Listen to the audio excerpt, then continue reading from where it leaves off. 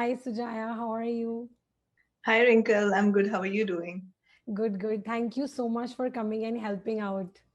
Thank you for having me here. I'm excited to be here, share my experiences with you and everybody listening. Yeah, same here. So let's start with your dental journey. So when did you graduate? From where are you? So can you tell a little bit about that? So, I am from Hyderabad, India. I graduated in 2010. I practiced in India for a while. I did a lot of community service in India before, making up my mind to move to the US to pursue a master's in public health. Okay. So during that time, I was preparing for my NBDE. I was trying to get some exposure to dentistry in the US. I, volunteered at various nonprofit clinics and shadowed dentists. And after that, I did my NBDE and started applying to schools. So that's my journey here. So that's a lot of work that you've done. So you just got accepted now into two schools. So first of all, congratulations for that. Thank you so much. And so, how was the journey during these years from taking part one till getting accepted? So I was trying to multitask a lot of things when I was doing my NBDE. So it's not like, I took my NBDE and I cleared it in one attempt. No, it's not that. So, eventually I cleared it. And when I figured out how to apply and started applying to dental schools, I didn't have the confidence in myself that I would be invited. I applied first time in 2015 with only part one. And that time I didn't get even one interview call. And then in 2018, when I had my master's and all my exams were done, then I started applying. And I've been consistently applying and interviewing since then. So you applied for the second time after your masters, right? Yes, master's and my part two. Okay, part two. And then what were the other things that you did during those years to just enhance your resume? So during my masters, I had various opportunities to shadow, assist, and volunteer on mobile dental clinics. And I also had the opportunity to pursue some research. I worked at the Institute of Rural Health in Kentucky. So through that, I had a lot of outreach experience and research. So that really helped my application. So, how was your outreach experience? I remember you telling me something special about that. So, if you can share. Yeah, so when I was in Kentucky, the unique thing that I experienced was that I got to reach out to the older order Mennonite community there. So usually they're very, you know, restricted and they don't allow outsiders to come in. They're not into technology. They don't like big vans coming into their community. They don't have electricity. So just me and another nurse, got the opportunity to go there and, provide healthcare education to them. They would not even be open to root canals or anything. They would just use herbal ointments. Another experience back in India was that I went on uh, it's called the OM Logos ship, and they have a dental clinic inside. So this ship goes all over the world and stops at various points and provides service to people in need where there have been disasters or any kind of need. So they go to different places. So I met a very young dentist on that ship, and she showed me the clinic, and it was a good experience and very motivating. I would like to go on that ship at some point. 6 months is a long time. So, she must be really dedicated. Yeah. Okay, so what do you think about preparing your application when you wrote your personal statement? Do you want to share some tips about that? Yeah, so some people try to get some professional help to prepare the whole CAPIT application, but I think it's pretty straightforward and you don't need professional help where the application is concerned. But you definitely need help for statement of purpose. So when I was writing, I wrote my first draft myself, and I would ask various dentists and people who I thought were good at English to just go through it and give me their feedback. So everybody was giving me different kind of feedback, and I was very confused. So my one of my best friend, her name is Karishma. So she had a flair for writing. She loved using elaborate vocabulary and all that. So I asked her to go through it, and that time we formed a bond, and she's been helping me since then. She would read my essays and give me feedback, and then both of us would sit and improve on it. Statement of purpose is an integral part of our application. That's what makes us stand out. True. So yes, yeah, I would, definitely encourage people to reach out to her if anybody needs help. And how about the letter of recommendations? Was it easy to get it done, or how much time before did you start doing that? So the letter of recommendation now it's different because it's all online, but previously we had to get hard copies as well. So since I was here, it was a little difficult to collaborate with my professors in India and get a hard copy. But now I stay in touch with my professors, through Facebook, WhatsApp, and also with the office staff. So it is a little difficult. Mm-hmm. Yeah. So initially I avoided, I would just get the dean's letter, and I would get 2 other letters from the US. Yeah, maybe that was a mistake that I did. I should have approached another faculty, which I did, recently. I approached a faculty, and now I have 2 letters from college. That is so awesome. And so Jaya, I wanted to ask, because you went through many cycles, what do you think? How many times should one try and not give up? Well, the process is definitely long and daunting, and sometimes, you feel like giving up.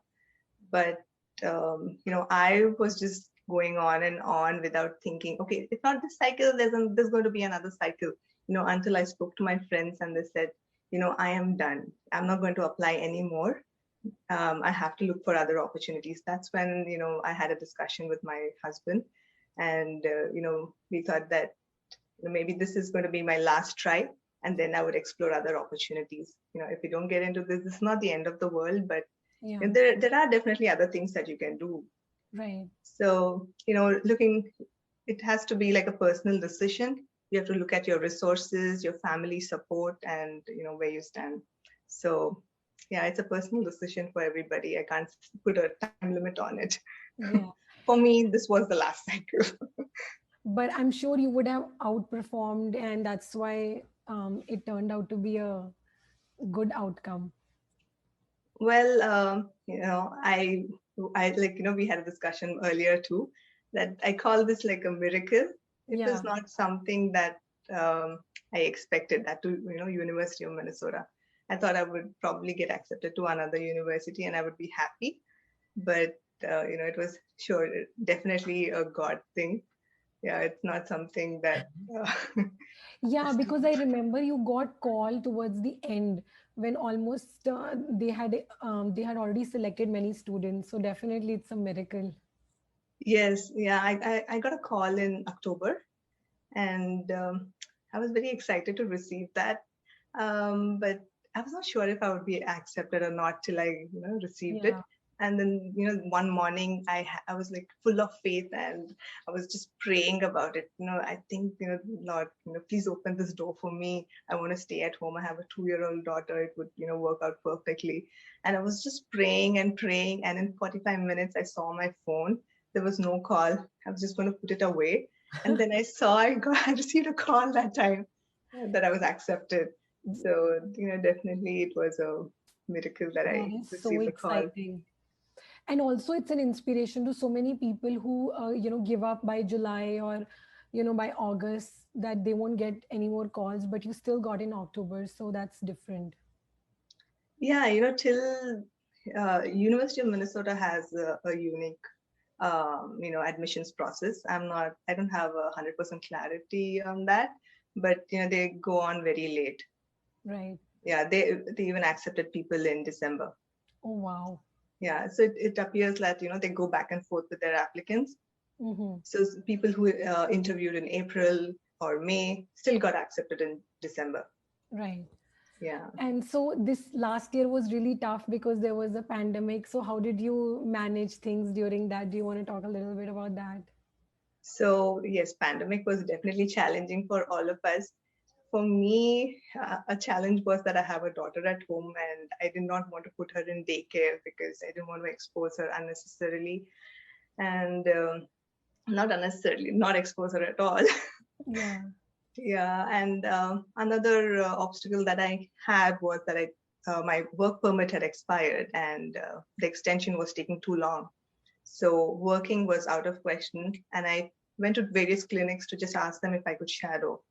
So looking upon my experiences, I felt like I lacked periodontal experience. So I Okay. went to a periodontist to ask him if I could volunteer or shadow or do something. So one dentist was great, gave me the opportunity to do that. So I volunteered for a few days, but it was very difficult to get an opportunity to shadow during that time because people want to limit the number of people that they have in clinics. Right. So I would be refused. Yeah. So then how did you like improve your resume during that time when you couldn't go to clinics?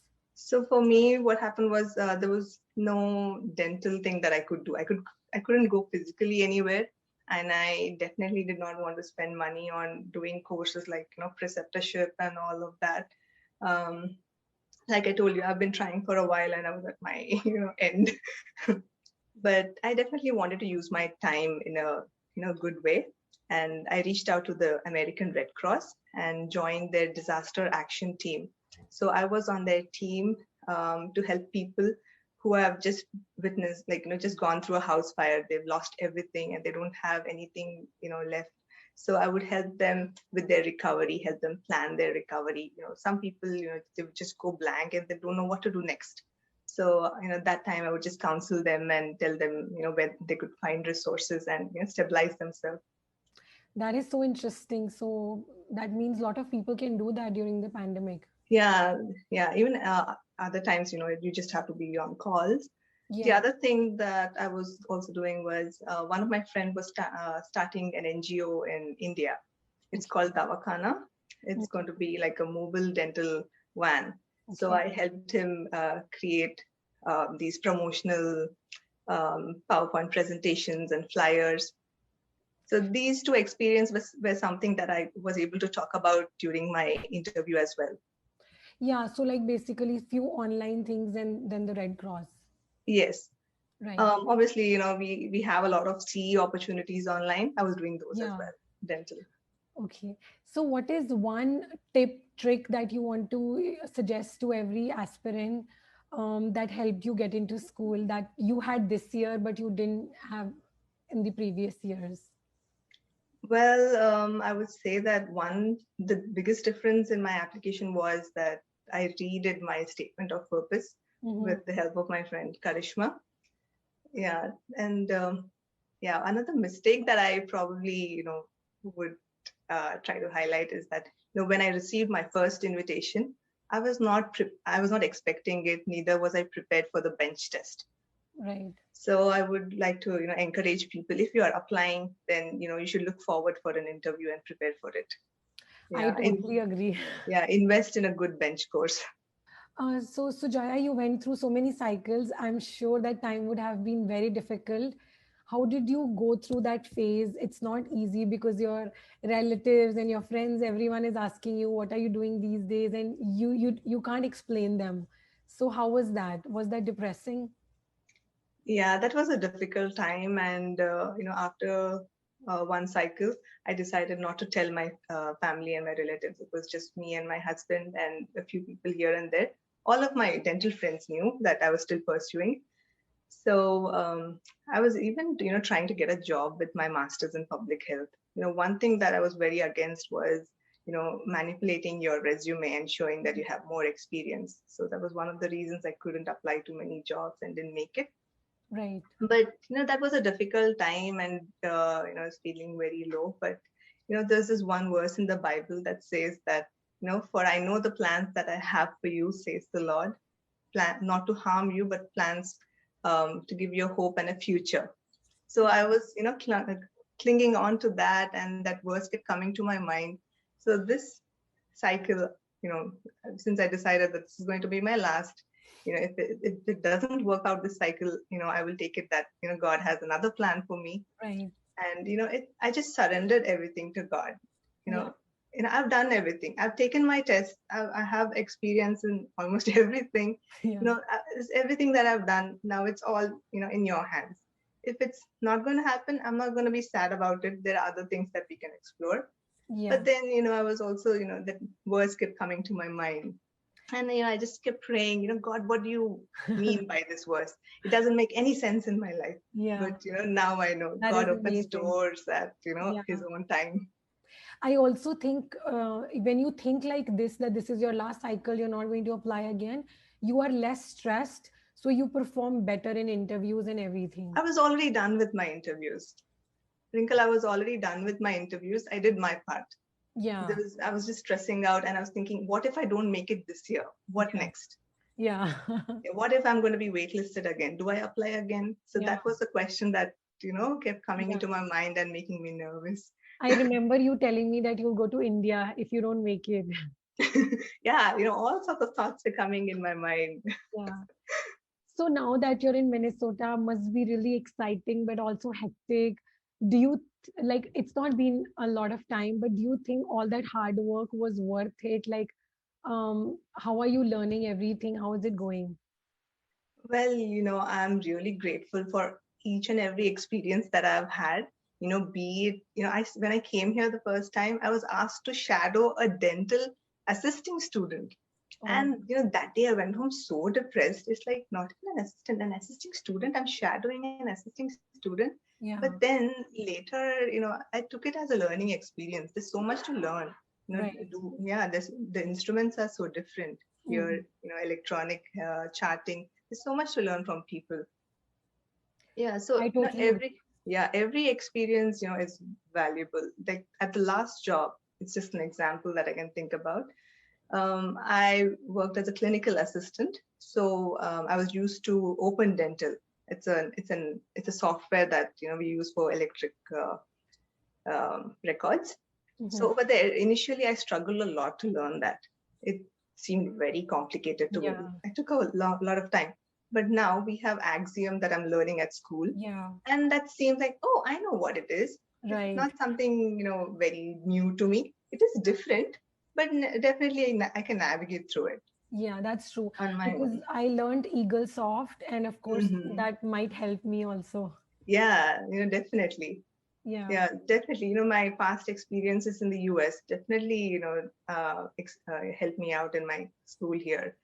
Yeah, that we is have like a lot of medical courses like pharmacology, treatment planning, physical evaluation, which are, very heavy on the course.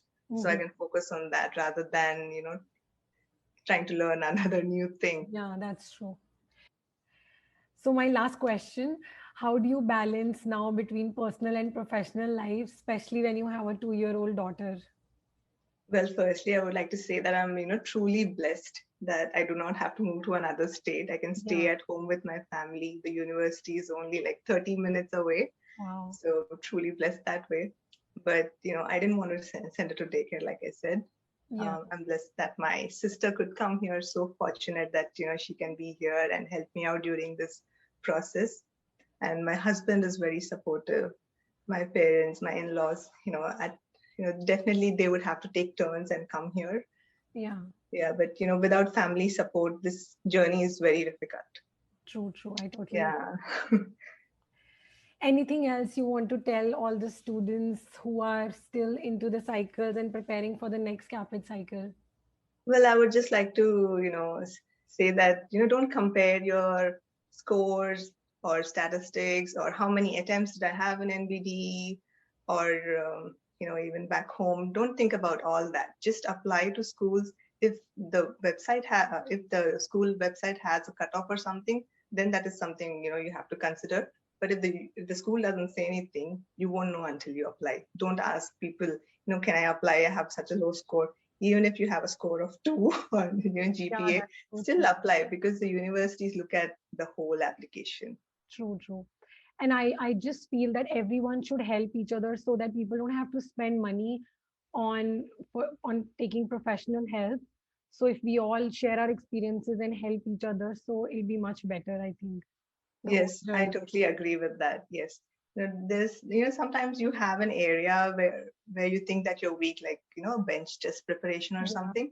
Yes, for that, definitely, you should take help. But yeah, for other things, maybe you can learn from other people's experiences. right. And I think when people get invitation from University of Minnesota, they can always reach out to you. I'm already getting. So I think everyone can reach out to Sujaya whenever you get an invite from University of Minnesota.